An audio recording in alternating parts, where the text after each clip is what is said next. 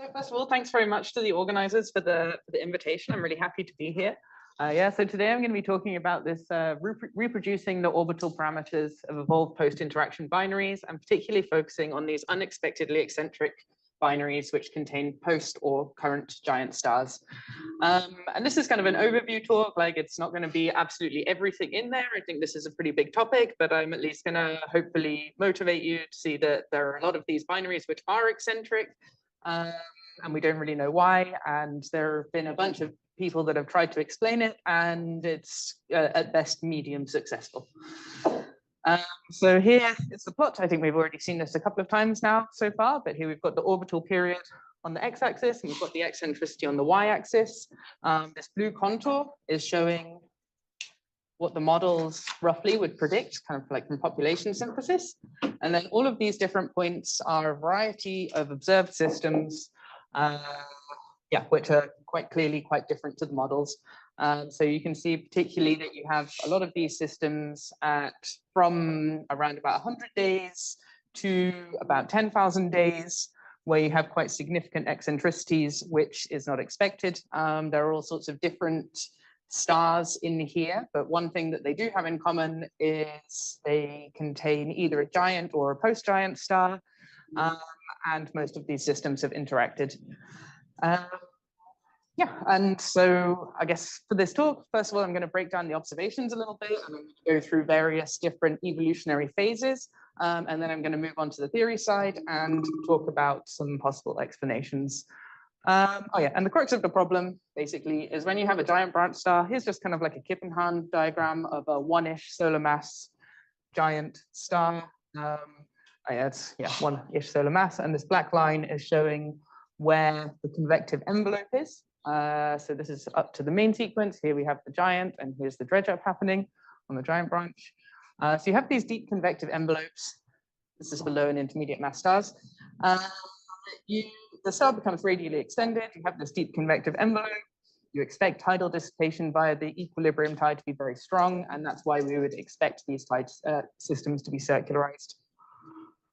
Okay, so now I'm going to go through some observations, and just to kind of break this down, what I'm going to talk about, starting with the on the left, the initially more massive, and on the right, the initially less massive. I'm going to not really talk about main sequence stars, but that's where everything comes from.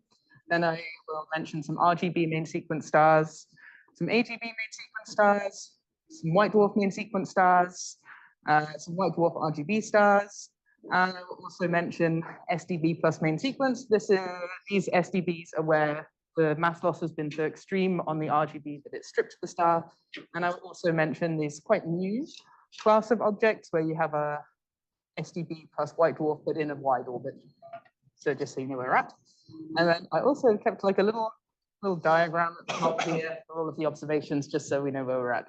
And I think this is kind of like a nice story as we go through. So we start at the base of the red giant branch. And these are some observations of oscillating red giant binaries in Kepler and TESS. These were observed by Paulbeck in 2022. There's a little HR diagram just showing them kind of clustering around the base of the RGB. There's going to be a lot of these PE diagrams, so I'm not going to necessarily explain all of the features of the x-axes every time. But what you can see is that at high eccentricity, high orbital periods, you have a big spread in eccentricities. As you decrease in orbital period, you decrease your at least number of high eccentricity systems. And at the base of the RGB, below around 10 days, you don't really see eccentric systems anymore. This is pretty expected. This is actually mostly coming from the pre-main sequence evolution. So on the pre-main sequence, you have a big radially extended convective star, and it kind of predicts, at least in the lowish mass range, that up to 10 days, your stars will be circularized. And then on the main sequence, you get a relatively minimal tidal evolution. So this is fine so far. This is good. Then I'm going to move up the red giant branch. I'm going to go to the tip of the RGB here. These are looking at some ellipsoidal variables in the LMC. These are observations from Nee et al. In 2017. Here, these are relatively close binary. The giant branch stars are very large, so these objects are, the giant star is quite a substantial part of its flow. So you see the ellipsoidal variations, and it's just a plot of the period in eccentricity that you see.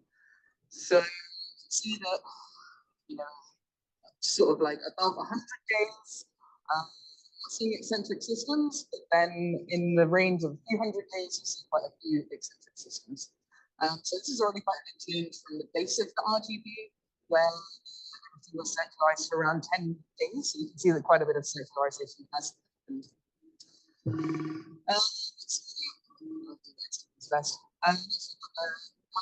SDB stars in sequence. The SDB stars formed by an RGB star being stripped by the main sequence companion, and this is stable Rosetta. Here again, the PE. It's worth paying attention to the axes of the eccentricity here. So this is like 0 to 0.25 and 0 to 1. And you can see that the closest systems are more secularized. I would actually argue that these systems with eccentricity or orbital periods around 750 days and eccentricities around 0.5 is close to secularized. But you do have some non-zero eccentricities as you get a little higher up in the orbital period. Oh yeah, it's a relatively narrow parameter range for how these stars are stripped. So they think that the progenitors are from like 0.7 to 2 solar masses. The secondaries are a little bit lower, and the initial orbital period range is 100 to 800 days before the mass transfer.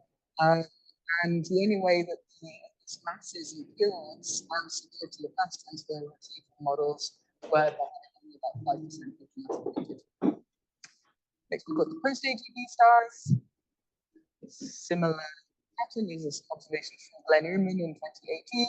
All of these were expected to be circularized. They found about 2/3 of the systems were eccentric. Got this on the questions yesterday, but here we've got white dwarf plus main sequence, and again you can see sort of this like 100 to 1,000 days. Again, have these eccentricities, and then you've got two varying stars.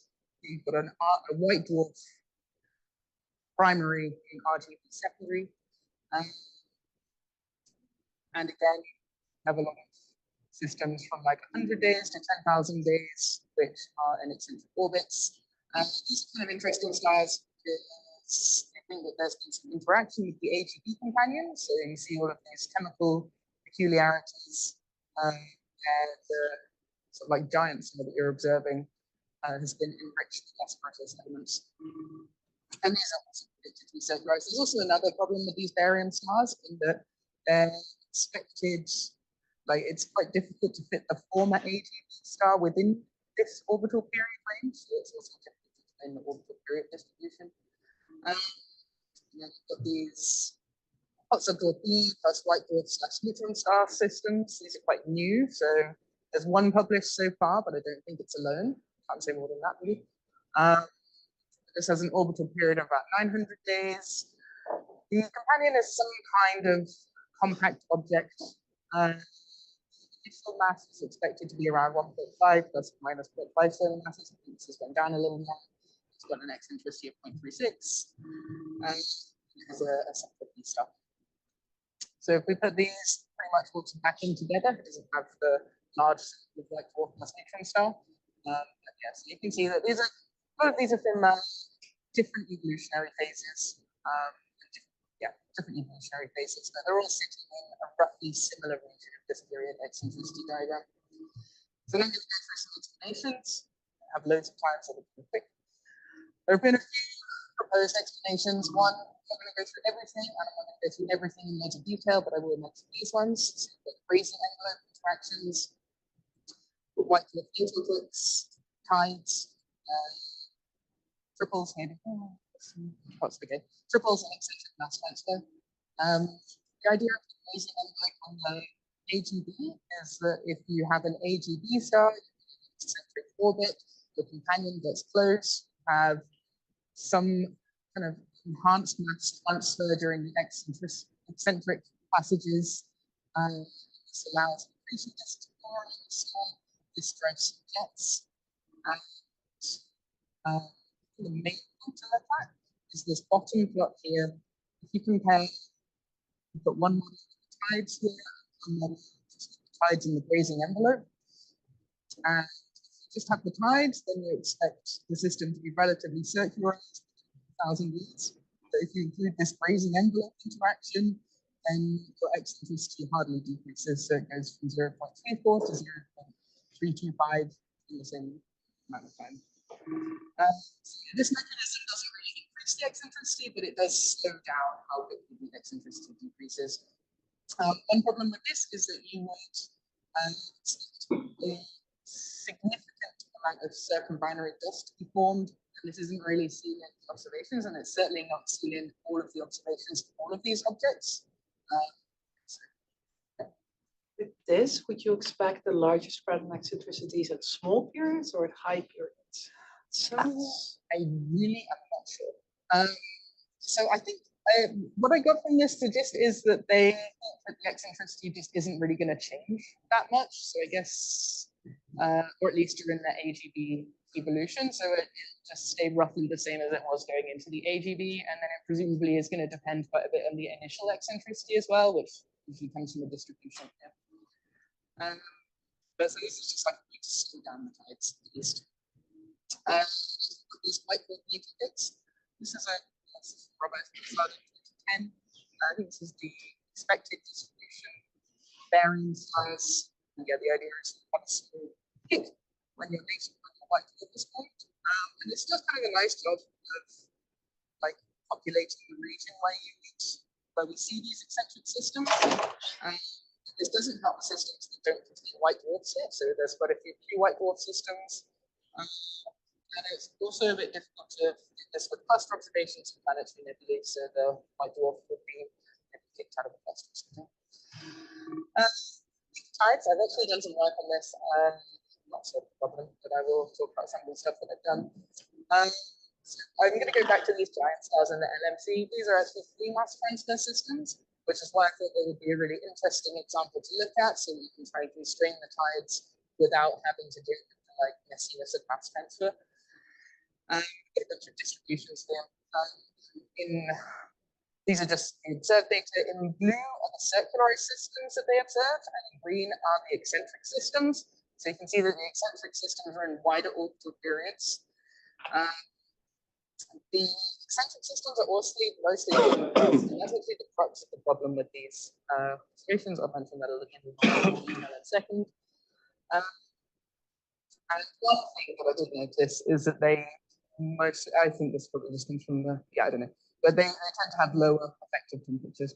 So I thought that was interesting. They do. So the problem with these low mass systems and the eccentricity is that when giant stars that are less than about 2 solar masses and 1.85 solar masses are on the giant branch, they have these really deep convective envelopes. And they also spend a pretty long time on the giant branch. And so this is why these systems that you would most expect to be circularized, because they have this deep envelope and they're there for a long time. So it's really an issue that there are quite a few that are seen that are not eccentric. And from their paper, they suggest that the equilibrium tidal dissipation is overestimated by a factor of 100. I don't think that this is right. Don't totally agree with the way that they do their calculations. I'm going to go into a little bit more detail. Yeah, so I have an improved tidal dissipation treatment. This is just for the equilibrium tide, and this is dissipation that's just appropriate for population synthesis codes. So it's still a parameterization, but it just allows you to slightly more accurately look at calculate how strongly the tides are dissipated. So here, I'm plotting is the difference between if you do like a detailed calculation of the tides compared to the kind of popular early description and the difference in the tidal dissipation strength. This is a log scale, so you can see that, yeah, you can get some pretty huge discrepancies. You can get many orders of magnitude difference, and the tides in the detailed calculations are weaker. But this is only really affects the systems where you have a really small convective envelope in terms of radius. And in the general region, You do have slightly weaker tides, but it's not. It's more like a factor of few. It's not several orders of magnitude difference. Here I've just taken one system. Here I've got a one. I have a label for this. Oh, yeah. This is just showing the eccentricity evolution of a 1 solar mass to 0.8 solar mass star. Here I'm using the updated prescription. Here is the original prescription. And the main difference really is this kind of shoulder is around the end of the main sequence. And you see that on the giant branch, you still have pretty efficient dissipation, and your eccentricity shrinks a lot. But at least with the early prescription, you get quite a lot of main sequence tidal dissipation, and that doesn't really happen. And that's just because, like, often in the models, you have this like tiny convective region on the surface of these mass objects, and yeah, so that's the main difference. It doesn't make a huge difference on the RGB. Okay, so I have some wavelengths. I just finished kind of soon, but so based on these, I took a look at models. The primary is less than 2 solar masses, relatively flat distributions of eccentricity period. I actually had more than 10 to 4 models, but I had a bunch of models. I was looking at the critical Roche filling factor, like when, so for the circular systems, okay, so for the observations, I just took the observed Roche filling factor and the eccentricity. And then I compared the original BSE to updated BSE with my tidal dissipation description. And the circular systems, I just looked at how Roche filling systems were when the circularization happened. And I also did find some of these systems remained eccentric until the end, even periods. And I do relatively successfully shift the Roche filling factor slightly. I do have a small extra tail of around like 0.6 R over ROL. And the systems are still managing to be eccentric. So if we compare it to these observed samples, and particularly just look at the eccentric systems, you can see that there's quite a few with R over R around 0.6, and just a couple with R over around 0.8. So this is a couple of the BSE description, because basically everything with R over 0.6 we're expecting to be synchronized. Right. And then I just did a little table. So I've looked at all of these systems in detail. I did have some nice bits. I recently changed laptop. I don't have them to hand, but I do have this table of the 88 stars that they observed. There are 20 which were in the slow mass forms that seemed convincingly like RGB stars. Some of them like maybe RGB stars, and that were eccentric. And I've gone through all of them. And I think, broadly speaking, most of these are actually not a huge problem. So quite a lot of the eccentricity column, a lot of these have, okay, even though it's non-zero eccentricity, it's an eccentricity of like 0.05, which is a really, really tiny eccentricity. So I'm not sure that, yeah, you could, or I wouldn't feel confident saying that these stars that we've observed all the way in the LMC are eccentric with this small eccentricity. Some of the others have relatively small ROLs, and I've done quite a lot of looking at like these individual systems and looking at the ROLs where you would expect them to be circularized. And so all of these ROLs, I wouldn't really expect to be circularized. So there's really 2 systems which are being problem here. So I don't have like a definitive answer for how much weaker the tides are, but I think I don't find this compelling evidence that the tides are going to be a factor of 100 weaker based on basically 2 problematic systems. Okay. I don't really have time to go through this, but I have also applied this to various different evolutionary phases and looked at the critical circularization region. And the main gist is that with the updated tides prescription, to get to the white dwarf branch, everything's secularized to about 2,000 days, whereas on top least 3,000 days. So it's a bit of a difference, but it's not crazy. Just mention about triples. Jan from Soviet Union had quite a nice out in 2 years ago. Experience affirmation. This is where the binary, the outer tertiary overflows its first flow, and transfers as to the inner binary.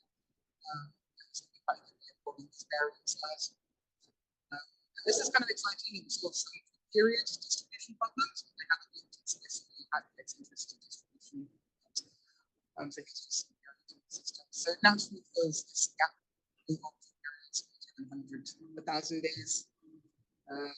Actually, still triple step content as well. I don't think these models are great.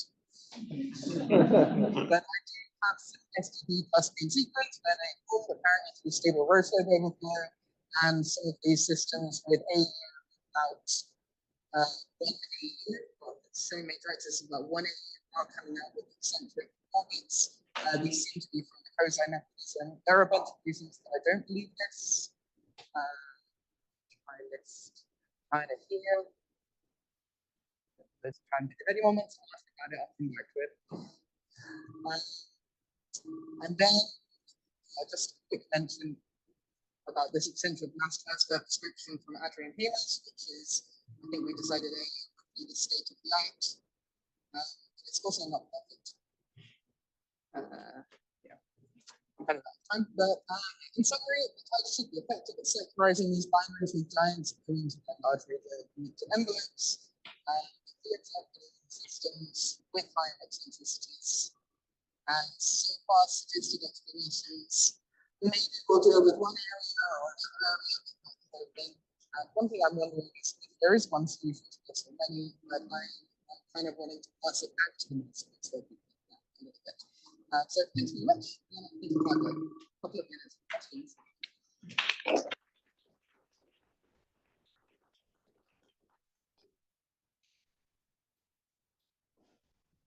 How about those STB binaries? What do you want to show?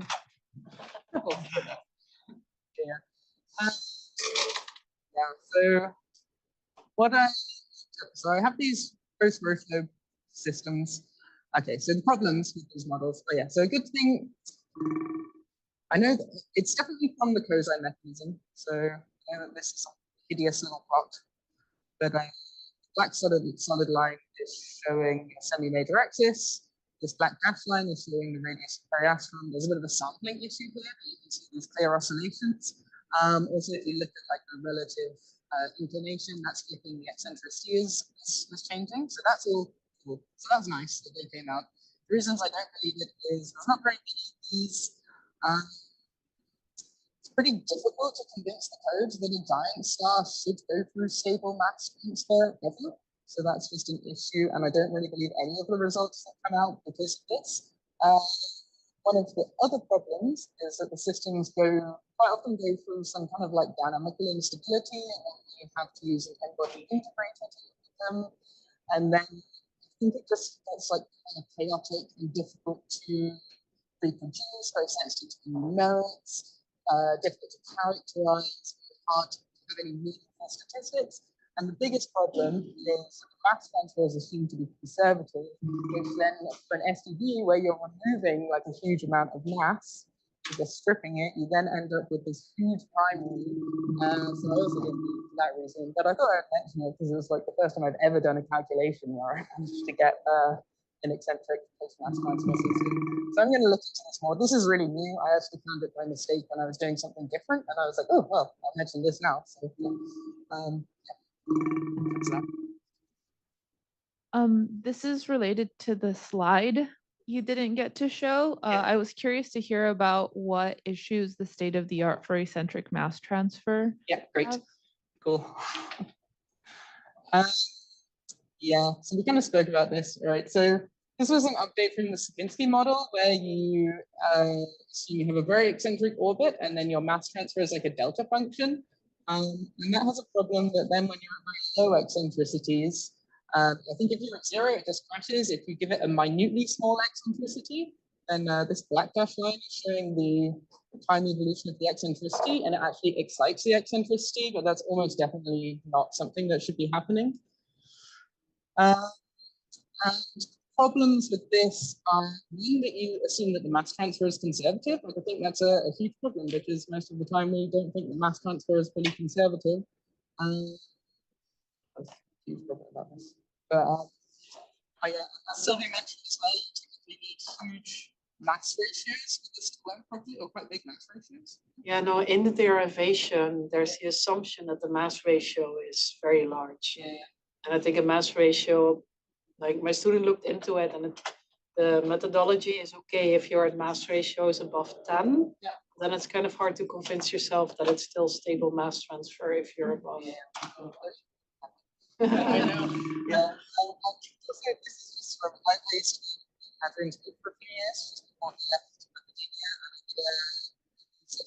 my schedule with him to extract as much knowledge as I could. So he's a pretty clever guy.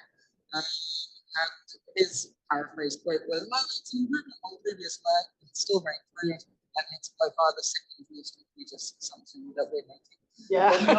Assumption, yeah.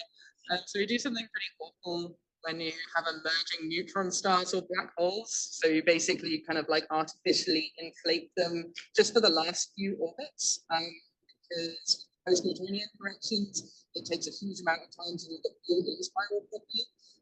So you just get them pretty close, and then have like a parameter that the so it doesn't do like all of the orbits. So I think that's a problem as well. Why is that a problem? Why is it? Yeah, because it's not going to change your delay time by okay. much. Yes, so the reason that it's a problem is that we were also using white dwarfs for a while, and for making neutron star a black hole, factor about 10 or even 100 bigger doesn't make a huge difference, but making a white dwarf that much bigger does make a huge difference, and it took us quite a while to realize that was happening, because at the start we were using the high mass systems, and then I did some stuff with the low mass systems, and I was like, this is insane, this is completely wrong. So that's considered most egregious, and it's a free parameter in there, and it's not really, it's just that like a numerical function rather than like anything physically motivated. And it then kind of working on this at the moment, but it makes it kind of difficult to do low mass and high mass systems consistently. Yeah. Yeah, thank you. Actually, Monica asked basically my question, but I have another question, because my main takeaway from your talk is we have some options, but none of them work. Yeah. So, and I understand from your tides that you say, okay, well, the tides could be a bit better, but not 100 times. That goes the same for the other ones. Yeah. So there's just something we're completely missing. Do you have any idea of what direction to go? Or yes, I kind of want to go back to the mass transfer. Like, I ended up with this because one of the mass transfer people were like, oh, we don't know if it's mass transfer. Hey, Holly, you do this other stuff. Maybe you can explain it all away with all this other stuff. And it's been super unsuccessful, broadly. So I think it's time to look back at the mass transfer. And I kind of mentioned as well yesterday, generally, that I think that this assumption that systems are circularized at the time of mass transfer starting is just not really well justified, at least a lot of the time. And so we know a lot of systems are eccentric when they go in, and then that makes a huge difference to mass transfer. So I think it'd be great to look at a little bit more detail, like how mass is transferred in these eccentric orbits. Yeah. And one thing I do find a little disturbing about these observations, actually, I'm going to go all the way back. Wait, no, I can just go back this way. Or not disturbing, but something that I'm contemplating is, even though some are eccentric, they are also not all eccentric. So you do also see circularized systems. So it's not just that we're like a little bit over in the parameter space. I think there's something a little deeper than that. We have time for one more question from one clarification question, like for the improved tidal prescription, I'm just wondering if that's like structure dependent, like how the thickness of convection zone, and also associate with that. Let's say we force the star like the forcing period is less than the, let's say, eddy turnover time in the stellar convection. Does that, okay. Yeah, it's in the slow, it's a pretty nice regime because it's firmly in the equilibrium tide regime, and they're also slow orbits. I mean, the turnover time for a giant branch star is about 30 days, and these have orbital periods of like a few hundred years. So it's pretty nice. And just for a little extra detail, I don't use the Hutt prescription or formalism. I use the Eggleton formalism, and in this, your lag time is proportional to your quadrupole moment of the star, and so your lag time isn't a free parameter. So that's just a nice thing about the formalism here.